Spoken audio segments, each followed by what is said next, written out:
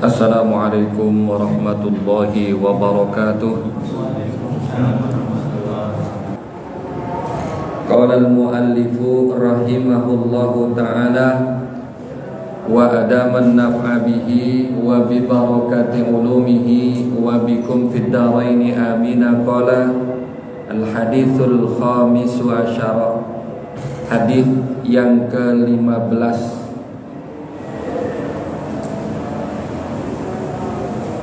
menerangkan tentang sempurnanya keimanan seseorang bila mana ia telah melaksanakan hak-hak sesama muslim, menghormati tetangganya, juga memuliakan tamunya.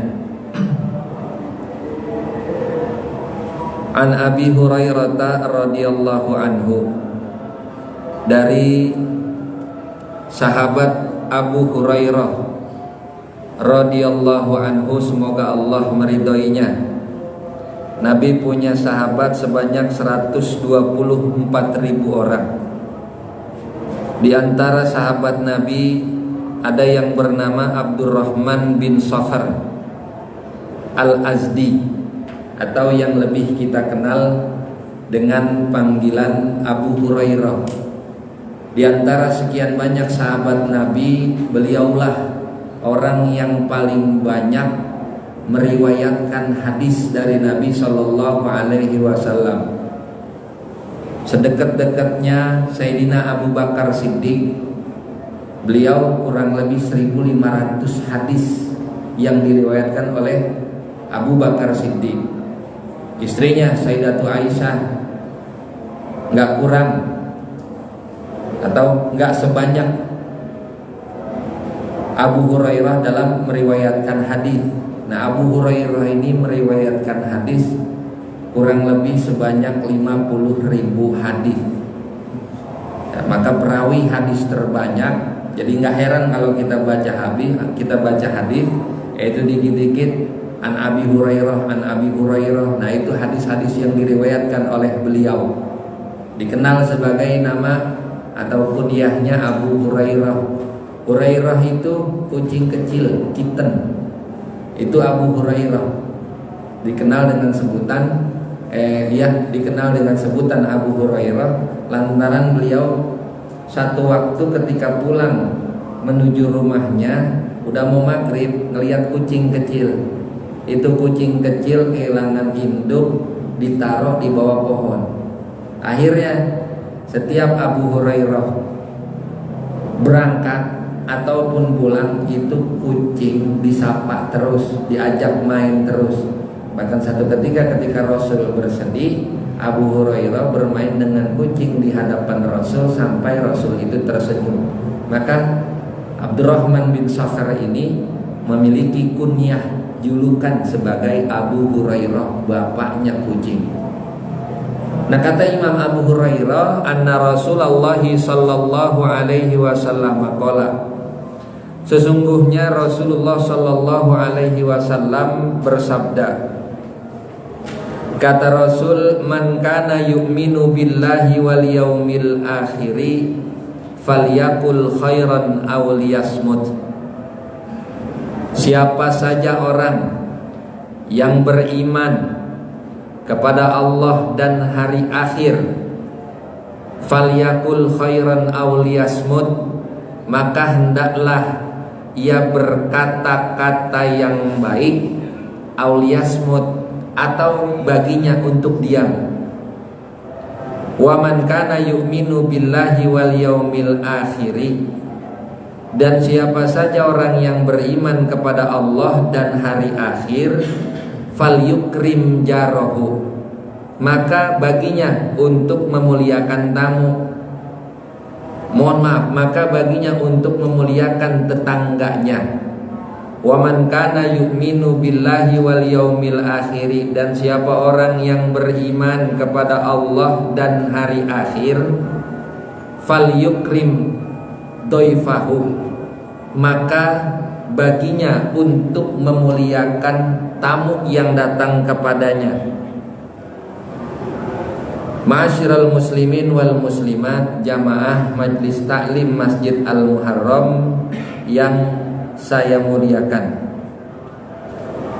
Di awal hadis ini Rasul mengatakan man kana yu'minu billahi wal yaumil akhir, atau di dalam hadis-hadis yang lain yang mungkin sudah kita baca, yang sudah kita kaji, atau sebelum atau setelahnya nanti akan kita kaji, banyak hadis yang diawali dengan kalimat man kana yu'minu billahi wal yaumil akhir, dikaitkan antara iman kepada Allah dengan iman kepada hari akhir.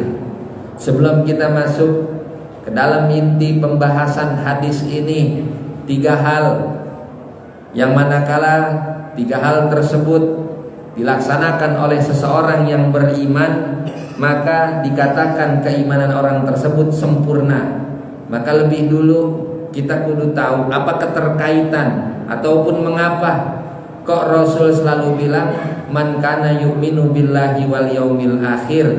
Apa keterkaitan antara iman kepada Allah dan hari akhir? Kenapa enggak dikatakan man kana yu'minu billahi wa malaikatihi atau wa rusulihi atau wa kutubihi atau wa bil qada'i khairihi wa syarrihi? Kenapa yang Rasul pilih keterkaitannya antara iman kepada Allah dan hari akhir?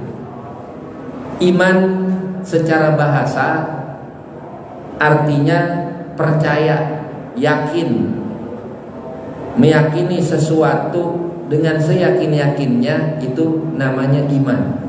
Mau sesuatu itu benar, mau sesuatu itu salah, kalau kita yakin terhadap sesuatu dengan keteguhan hati kita, itu dikatakan iman secara bahasa.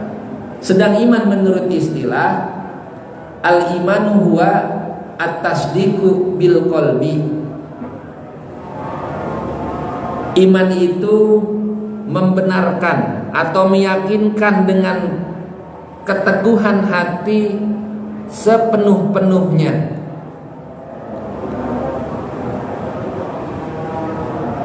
Mantap hati kita untuk mempercayai sesuatu. Kemudian enggak cukup dengan tasdikun bil qalbi wal iqraru bil lisani. Iman itu juga harus diikrarkan, diucapkan dengan lisan. Enggak cukup 2 hal tersebut, udah yakin dengan hati, udah kita ucap dengan lisan, ada juga perlu pembuktian. Maka pembuktian iman ini al-amalu bil arkan. Jadi yang namanya iman menurut istilah huwa tasdiqu bil qalbi wal iqraru bil lisani wal af'alu bil arkani. 3 syarat keimanan yang harus seseorang jalani manakala ia telah mengakui, meyakini bahwasanya Allah Subhanahu wa taala adalah Tuhan yang paling layak, satu-satunya Tuhan yang layak untuk disembah. Dan ia telah meyakini bahwasanya Nabi Muhammad adalah seorang Rasul yang juga hamba Allah yang diutus oleh Allah kepada seluruh makhluk. Coba satu-satu kita pretelin, kita bahas satu-satu. Apa itu yang dinamakan at-tasdiqu bil qalbi? Meyakini, mengimani, membenarkan dengan sepenuh hati. Orang yang ngaku beriman, maka di dalam hatinya termestikan adanya pembenaran yang kuat bahwa Allah adalah satu-satunya Tuhan yang layak untuk disembah. Juga berkeyakinan kuat bahwa Nabi Muhammad adalah hamba Allah sekaligus Rasul yang Allah utus untuk seluruh makhluk. Ini di masing-masing hati kita kudu punya keyakinan tersebut, baru kita dikatakan beriman dengan hati. Jadi iman itu tahapannya 3, tempatnya 3, hati, lisan, dan perbuatan. Di hati wajib kita meyakini dengan sepenuh hati, gak boleh ada keraguan sedikit pun. Yang kita yakini adalah bahwa Allah itu adalah Tuhan, satu-satunya Tuhan yang layak untuk disembah. Dan Nabi Muhammad adalah Rasul Allah yang sekaligus juga hamba Allah. Maknanya Nabi Muhammad enggak lebih pangkatnya dari seorang Rasul. Artinya enggak boleh seiman-imannya kita mengkultuskan Nabi Muhammad semengkultuskannya kita kepada Tuhan, maka dihukumi kafir. Maka dalam syahadat kita abduhu wa rasuluhu, Nabi Muhammad itu hambanya Allah, ditekankan di situ bahwa Nabi Muhammad adalah hamba, bukan Tuhan. Enggak seperti orang-orang yang menyekutukan Allah dengan Nabi Isa, yang menganggap bahwasanya Isa itu adalah Tuhan, padahal Isa adalah Nabi. Maka dalam syariat Nabi Muhammad, ya, Allah perkenalkan lagi tuh, Allah tekankan lagi, Allah taukidkan lagi bahwasanya Muhammad itu abduhu, hambanya Allah. Tapi walaupun dia hamba, Allah kasih pangkat lain, Allah kasih tugas lagi, yaitu sebagai seorang Rasul. Tujuannya biar umat Nabi Muhammad enggak mengkultuskan Nabi layaknya Tuhan. Dan ini harus kita yakini dengan hati kita, dengan sebenar-benarnya. Maka enggak sah kalau ada orang cuma ikrar doang dengan mulutnya, tapi hati enggak yakin. Di mulut sih diikrarkan. Kalau dia beriman kepada Allah, di mulut dia ikrar asyhadu alla ilaha illallah wa asyhadu anna muhammadar rasulullah.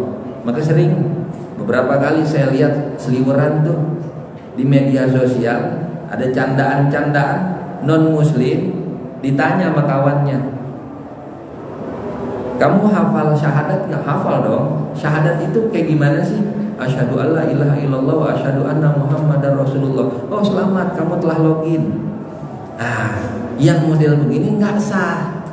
Kenapa? Karena cuma diikrarkan dengan lisan doang, cuma diucap, tapi keyakinan dalam hati dia masih meyakini Tuhan yang dia anggap atau yang dia pertuhankan masih dianggap sebagai Tuhan. Maka nggak sah keimanannya, nggak dianggap sebagai seorang mukmin. Yang kedua, syaratnya yang namanya iman itu ada ikrar bil lisan. Iman juga harus diucapkan dengan lisan. Nah, sebagai bentuk ikrar akan kepercayaannya terhadap ajaran Islam, tentunya ikrar ini dengan mengucapkan dua kalimat syahadat, asyhadu alla ilaha illallah wa asyhadu anna muhammadar rasulullah. Itu kalau kita ngaji Sulamut Taufik karangan Habib Abdullah bin Habib Abdullah Al-Ba'lawi. Beliau tuh di awal-awal kitabnya menyatakan seperti ini, yajibu ala kulli mukallafin, wajib bagi tiap-tiap orang yang mukallaf, orang yang usianya udah 15 tahun kemudian berakal, mau dia muslim mau dia non muslim, maka punya kewajiban, kata Al-Habib Abdullah Ba'lawi. Apa kewajiban? Yang pertama, ad-dukhulu fi dinil Islam, wajib masuk ke dalam agama Islam. Kalau kita pahamin arti wajib, yang namanya wajib itu kan mayusabu ala fi'lihi wa yu'aqabu ala tarkihi. Wajib itu adalah sesuatu yang apabila dikerjakan maka dapat ganjaran, dan kalau ditinggal maka dapat dosa. Itu arti wajib. Sedangkan dalam kitab tersebut dinyatakan wajib bagi seluruh orang yang sudah berusia 15 tahun kemudian akalnya sehat, harus masuk ke dalam agama Islam, wajib masuk ke dalam agama Islam. Nah kalau begitu, saudara-saudara kita yang non muslim kira-kira berdosa apa enggak? Berdosa enggak? Berdosa. Sebab apa? Sebab enggak masuk ke dalam agama Islam. Dan wajib bagi orang yang telah masuk ke dalam agama Islam, athubutu fi dinil islami abadan, tetap untuk berada di dalam agama Islam selama-lamanya. Kalau kita yang memang dari kecil udah Islam, kewajiban kita untuk mengucap dua kalimat syahadat hanya ada di dalam sholat. Dalam sholat, syahadat baca waktu kapan? Kapan? Tahiyat. tahiyat itu merupakan rukun sholat. Ya, rukun qauli dalam sholat diantaranya ada mengucapkan tahiyat, dan syahadat itu ada dalam rangkaian tahiyat yang kita baca dalam sholat. Kalau syahadatnya nggak dibaca, maka sholat kita kagak sah. Maka wajib setiap hari minimal banget kita mengucapkan tahiyat sebanyak berapa kali? Ya seukuran sholat kita dah terhitungin di rumah masing-masing. Ada yang tahiyatnya sekali, ada yang 2 kali kan sholat. Nah kalau yang non muslim, kewajiban mereka untuk mengucapkan 2 kalimat syahadat sebelum mereka mengamalkan apa yang mereka yakini, sama seperti kita dengan perbuatan-perbuatannya. Maka nggak sah kalau ada orang non muslim kemudian melaksanakan sholat, ya. Kan nggak jarang nih zaman sekarang juga. Ya alhamdulillahnya banyak saudara-saudara kita yang non muslim, ya, yang mungkin karena mereka tertarik dengar ceramah lewat YouTube, dengar kajian, mulai tertarik dengan Islam, tapi mereka belum berani untuk masuk ke dalam agama Islam. Ya mungkin lantaran takut nanti dikeluarkan dari rumahnya, nggak diterima sama keluarganya, ya, diomelin sama bininya, lantaran bininya galak, nggak setuju kalau lakinya masuk Islam dan lain-lain. Akhirnya iman mereka tetap ada di dalam hati. Oh, saya yakin nih kalau begini mah Allah Tuhan yang sebenar-benarnya dan Muhammad adalah utusannya Allah. Mereka yakini dalam hati. Dalam sudut pandang Allah, dalam hukum Allah, keimanan mereka sah. Tapi dalam hukum duniawi, karena mereka nggak mengikrarkan keimanan tersebut melalui lisan, maka nggak dianggap sah. Maka yang model begitu, hukum duniawi nggak dihukumi sebagai orang Islam, orang yang beriman. Maka manakala mereka wafat, mereka nggak dikubur di pemakaman muslim. Mereka juga terhalang daripada warisan. Mereka nggak boleh nikah dengan orang-orang muslimah atau orang-orang muslimin. Lantaran apa? Keimanan mereka nggak diikrarkan dengan lisan. Tapi dalam hukum Allah sah, karena Allah mengetahui isi daripada hati-hati mereka.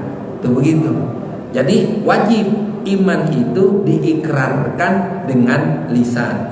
Nah yang kedua, udah diikrarkan dengan lisan, maka harus iman itu ada amalnya, ada pembuktiannya, dan pembuktiannya ini bil arkan, menggunakan rukun-rukun yang kita jalanin. Rukun Islam 5, syahadat, sholat, puasa, zakat, pergi haji. Itu kan syaratnya diantaranya adalah harus menjadi muslim. Maka manakala mereka, saudara-saudara kita yang mulai tertarik tapi bingung, nggak tahu harus kemana. Lah kita sebagai orang yang awam, seawam-awamnya kita harus bisa nuntun saudara kita untuk masuk atau mengucap 2 kalimat syahadat. Jangan ditunggu. Berdosa kita kalau nunggu-nunggu, entar aja dah sama Pak Kiai, saya mah kagak ngerti. Kalau tiba ngucap-ngucap 2 kalimat syahadat, bimbingnya saya bisa, cuman lebih-lebihnya saya kagak ngerti. Entar aja nunggu Pak Kiai. Kapan? Nanti Pak Kiai datang waktu taklim. Ditunggu 3 hari, saudaranya belum masuk Islam, belum mengucap 2 kalimat syahadat, kemudian wafat. Siapa yang salah? Kita yang nunda-nunda. Maka ketika ada seseorang berkeinginan untuk mengucapkan 2 kalimat syahadat, mengikrarkan keimanannya, kudu buru-buru. Udah kita tubruk, jangan mikirin ntar Kiai datangnya kapan. Tubruk dulu, ajarin dulu, ucapkan asyhadu alla ilaha illallah wa asyhadu anna muhammadar rasulullah. Wajib pakai bahasa Arab? Kagak wajib. Yang penting dia paham maknanya. Aku bersaksi bahwa tiada Tuhan selain Allah, dan aku bersaksi bahwasanya Nabi Muhammad adalah utusan Allah. Sah dia menjadi seorang muslim. Udah rapi jadi orang Islam, anterin dah buru-buru ke rumah Kiai. Nanti biasanya guru kita punya catatan-catatan yang dia akan diberikan oleh Kemenak terkait dengan perpindahan agamanya. Nah, baru dah habis gitu ia bisa mengamalkan dengan rukun-rukunnya, baru dia sah untuk menjalankan ibadah sholat, dia sah untuk menjalankan ibadah puasa. Kalau cuma demen doang, kemudian dia ikut-ikutan puasa tapi belum masuk Islam, belum mengikrarkan syahadatnya, maka puasa yang dia lakukan kagak sah. Jadi iman itu kudu ada 3 syaratnya. Yakin dengan hati, ikrar dengan lisan, kemudian baru diamalkan dengan rukun. Nah, sedangkan pengamalan dengan rukun, ada orang yang udah jadi mukmin, jadi muslim, kemudian terkait dengan pengamalan rukun-rukunnya ada yang malas. Nah, yang malas-malesan ini dia tahu sholat wajib, tapi dia nggak lakuin sholat. Banyak yang begitu, nggak sedikit, banyak. Yakin sholat wajib? Oh yakin saya sholat wajib. Ada orang yang tidak mewajibkan sholat, bisa jadi dia marah-marah paling depan, padahal dia kagak sholat. Nggak sedikit yang begini nih. Puasa wajib nggak? Wajib puasa Ramadan. Bapak puasa? Ya kagak sih. Ya. Ini kan banyak yang begini. Emang kenapa nggak sholat? Emang kenapa nggak puasa? Males.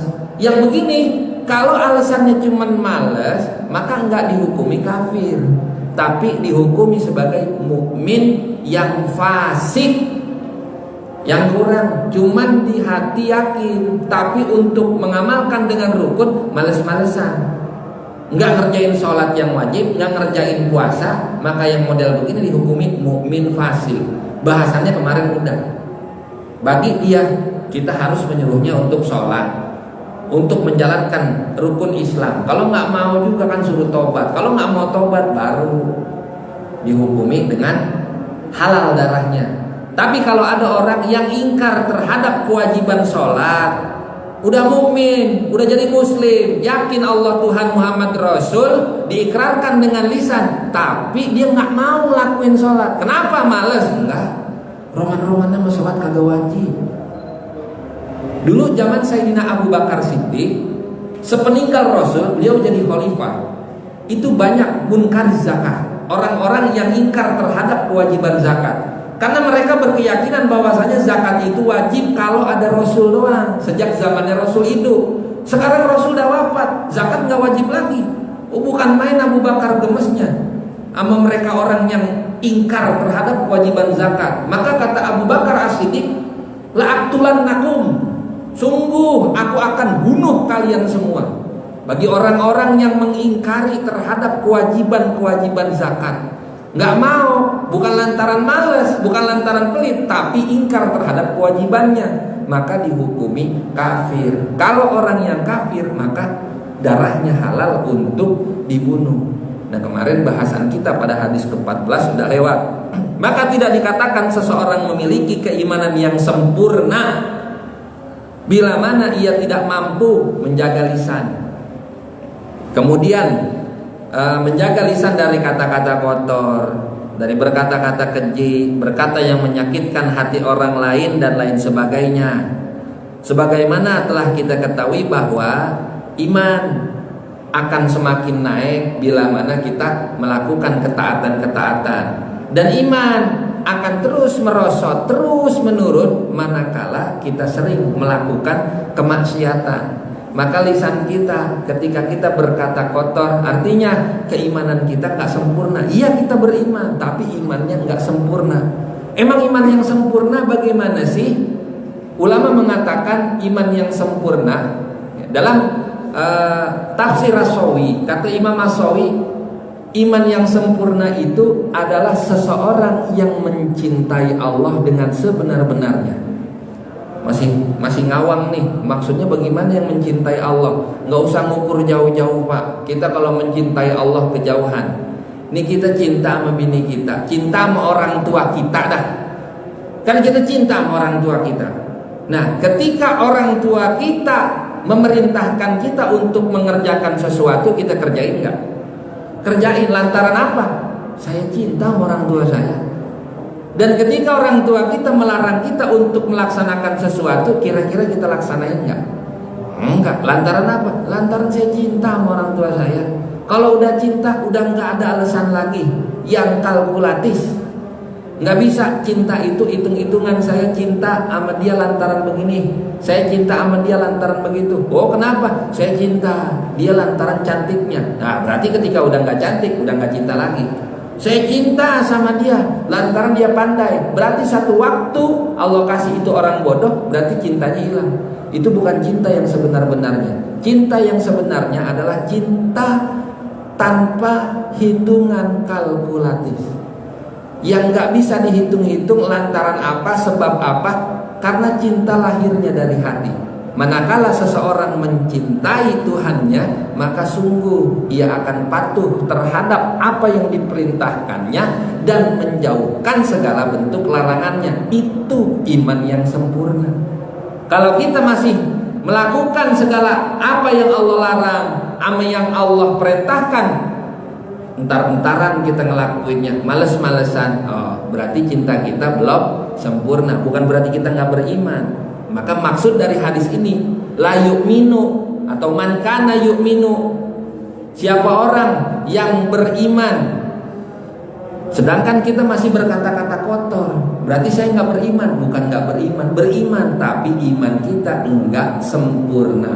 Maka arti dari hadis ini yang enak ngartiinnya, siapa orang yang imannya sempurna, maka dia nggak bakalan ngomong kecuali yang baik-baik. Nah begitu yang enak ngartiinnya. Maka jangan salah kaprah. Ada orang yang ngomong kagak baik dikata wah dia nggak beriman sama Allah.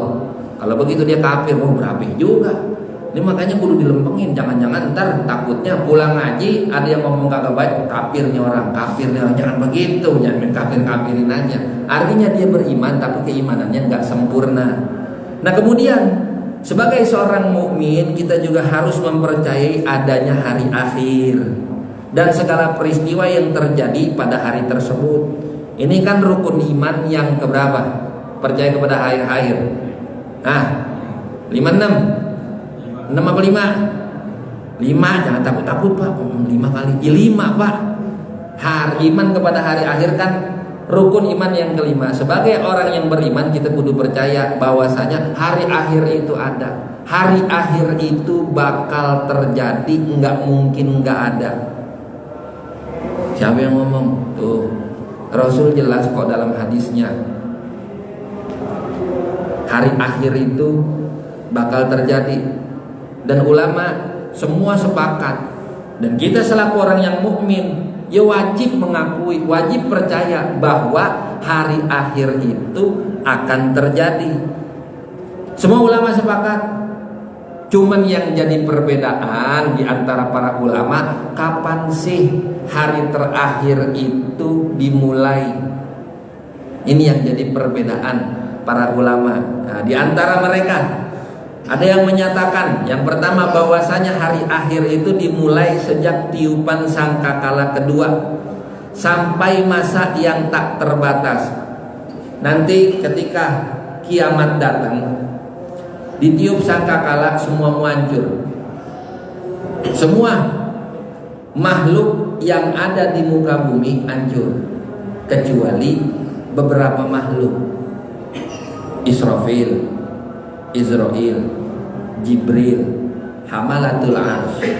Nah mereka belum hancur, mereka belum mati, mereka belum dicabut nyawanya. Yang ini nih, yang tadi disebutkan, nah belum. Ru'usul malaikah belum dicabut nyawanya. Begitu tiupan sangkakala yang kedua, maka muanya mati. Tuh Israel yang kemarin, sampai sekarang, sampai nanti yang emang tukang nyabutin nyawa makhluk, nanti dicabut juga nyawanya. Dalam hadis kan dikatakan, kata Rasul tuh Israel ketika nyawanya dicabut, itu dia baru ngerasain, ya Allah ternyata sakitnya seperti ini ketika seorang makhluk dicabut nyawanya. Kalau tahu gitu mah saya pelan-pelan banget. Tapi sepelan-pelannya nyawa dicabut, sesoleh-solehnya orang ketika nyawa dicabut, tetap dia merasakan sakitnya ketika dicabut nyawa. Wakila ketika orang dicabut nyawa, itu diibaratkan sakitnya 700 kali lipat ketika kulit kita dikupas saat kita masih hidup. Kita lagi hidup, masih hidup dikulitin, sakit kagak? Itu sakitnya ketika dicabut nyawa dikali 700, sakitnya seperti itu. Orang soleh kagak? Nabi kurang soleh apa Pak? Sebegitu solehnya Nabi sampai Nabi mau umat saya ketika wafat biar sakitnya saya yang tanggung aja. Jangan sampai umat saya merasakan sakit ketika dicabut nyawa seperti apa yang saya rasakan. Itu Nabi Pak sesoleh-solehnya. Nah, jadi menurut pendapat yang pertama, hari akhir itu dimulai sejak tiupan sangkakala yang kedua. Sangkakala yang kedua ditiup semua mati, nanti kita dibangkitkan. Nah, itu dimulainya hari akhir. Menurut pendapat yang pertama. Pendapat yang kedua, hari akhir dimulai sejak tiupan sangkakala kedua sampai ditempatkannya makhluk di dua tempat. Yang jatahnya masuk surga semuanya udah masuk, yang jatahnya masuk neraka semuanya udah masuk. Nah, baru tuh dimulai yang namanya hari akhir. Nah, menurut pendapat pertama tadi, hari akhir sampai batas waktu yang tak terhingga. Artinya kan dikatakan dalam Al-Quran, wal akhiratu khairu wa abqa. Akhirat itu lebih baik dan kekal. Kita bakalan hidup selama-lamanya di akhirat. Lah katanya kan yang hidup selama-lamanya cuman Allah. Masa kita manusia hidup selama-lamanya sih? Bohong banget. Al-Quran yang bilang, Allah dalam firman-Nya mengatakan wal akhiratu khairu wa abqa. Akhirat itu lebih baik dan lebih kekal ketimbang dunia. Tapi kan yang hidup selama-lamanya cuma Allah. Masa kita manusia akan hidup selama-lamanya di akhirat? Ya, apa bedanya kalau gitu kita sama Allah? Allah mempunyai sifat bako. Bako itu artinya kekal tanpa sedikit pun kefanaan. Tapi kita manusia hudus. Hudus itu sesuatu yang baru. Yang baru udah pasti bakalan fana. Ketika kita mati, itulah yang namanya fana. Baru nanti kita dibangkitkan setelah hari kematian dan kita dihidupkan selama-lamanya di akhirat. Syukur-syukur semoga kita semua bersama keluarga dan orang-orang yang kita cintai Allah masukkan ke dalam surganya. Amin ya rabbal alamin. Yang ketiga, hari akhir itu kata pendapat yang ketiga dimulai sejak meninggalnya manusia. Ini kita belum ngalamin hari akhir, tapi mereka yang udah pada wafat, mereka udah mengalami hari akhir. Menurut pendapat yang ketiga. Kenapa? Karena udah nggak ada hari lagi bagi mereka. Lah kita kan besok masih ada. Besok hari apa? Jumat. Ya, ketika kita bangun tidur di esok hari, nah kita mengalami hari yang baru. Belum akhir. Tapi kata ulama menurut pendapat yang ketiga ini, mereka yang udah pada wafat, mereka udah nggak ngalamin hari lagi. Maka seketika mereka wafat, itulah hari akhir bagi mereka. Kemudian pendapat yang keempat, kata Imam Az-Zamakhsyari. Imam Az-Zamakhsyari berpendapat bahwa permulaan hari akhir itu adalah saat makhluk dikumpulkan di mahsyar. Nanti semua kita udah dibangkitkan, kemudian kita digiring ke haud, ke telaga Nabi, minum air dari sono. Habis itu kita digiring ke padang mahsyar. Kita nunggu hisab kita masing-masing. Nah, itulah dimulainya hari akhir. Ini menurut Imam Az-Zamakhsyari. Nah, Imam Az-Zamakhsyari ini ya dulu ini ada satu cerita Imam Az-Zamakhsyari ini. Beliau berkeyakinan dulu sebelum beliau tobat, ya beliau udah seorang imam, alim, tapi keyakinannya bahwasanya manusia itu mampu untuk melaksanakan kehendaknya sendiri. Artinya manusia itu terbebas daripada kehendak Allah. Manusia mampu menciptakan kehendaknya sendiri. Jadi apa yang kita lakukan, baik atau buruk, ya itu memang kelakuan kita, bukan Allah, nggak ada sangkut pautnya. Nah, dulu Imam Az-Zamakhsyari yakin begini sebelum beliau tobat.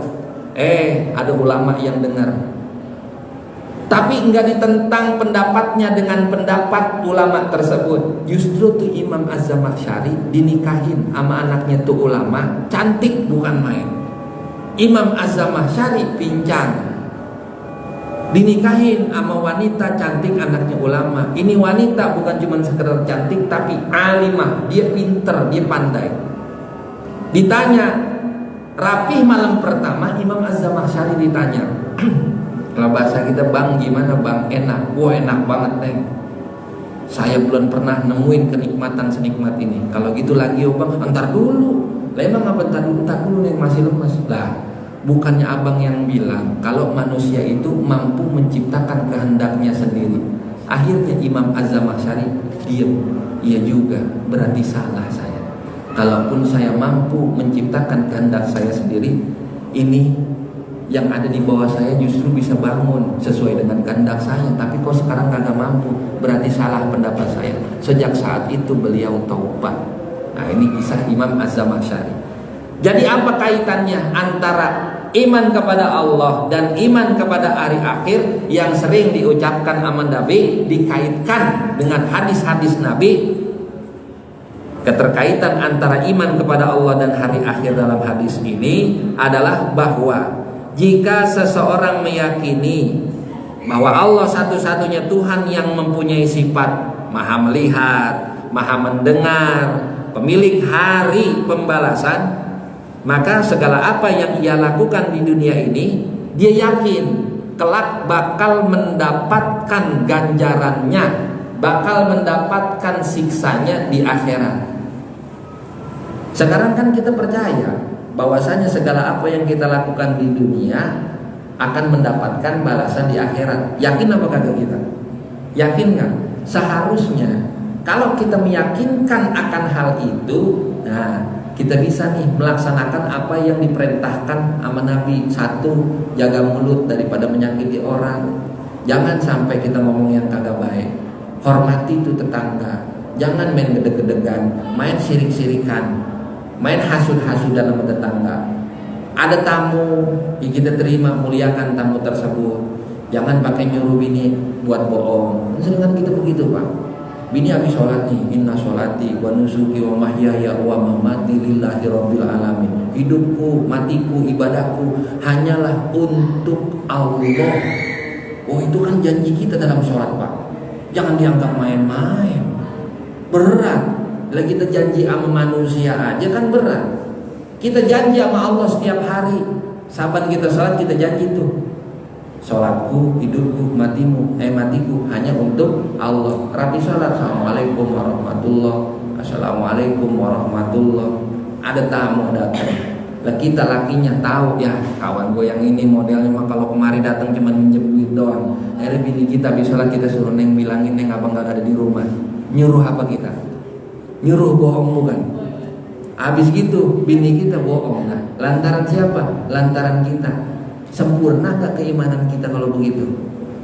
Belum sempurna. Karena yang begitu-begitu masih kita lakui. Satu, ngomong kita kagak beres sama tetangga, kadang kita hasut. Kemudian terhadap tamu, terkadang kita tamu datang malah sih bukan main. Nah ini bukti bahwasanya keimanan kita masih belum sempurna. Nah kaitannya, kalau percaya kepada Allah, kita juga kudu percaya bahwa segala apa yang kita laksanakan di dunia nanti di akhirat, di yaumil akhir ada balasannya. Maka kudu kita laksanakan apa yang Rasul perintah, kudu kita jauhkan apa yang Rasul larang. Begitu juga apa yang Allah perintah, apa yang Allah larang kita laksanakan karena kita yakin semua ada balasannya. Nah kemudian menjaga lisan, menghormati tetangga, memuliakan tamu, insya Allah akan kita bahas di kesempatan berikutnya. Ini dulu yang kita kaji. Ya, saya mohon maaf, rada lama bahas masalah iman, masalah akhirat sampai satu pertemuan. Ini bagi saya namanya mengkaji. Kalau ngaji cuman lewat bahasanya nanggungin, enggak di hati enggak enak pak. Lalu bahasa Betawinya masih nyangkut gitu di hati. Ada yang belum tersampaikan, belum lunas. Jadi kalau kita lewatin yang gak enak aja gitu. Ya ibarat kita lagi makan enak-enak, tamu datang, makanan kita tinggal, sampai kita lupa tuh makan. Lah kan belum kenyang, mulut belum rapi, ngecap, makanan kita tinggal kan kagak enak. Nah itu ibaratnya begitu pak.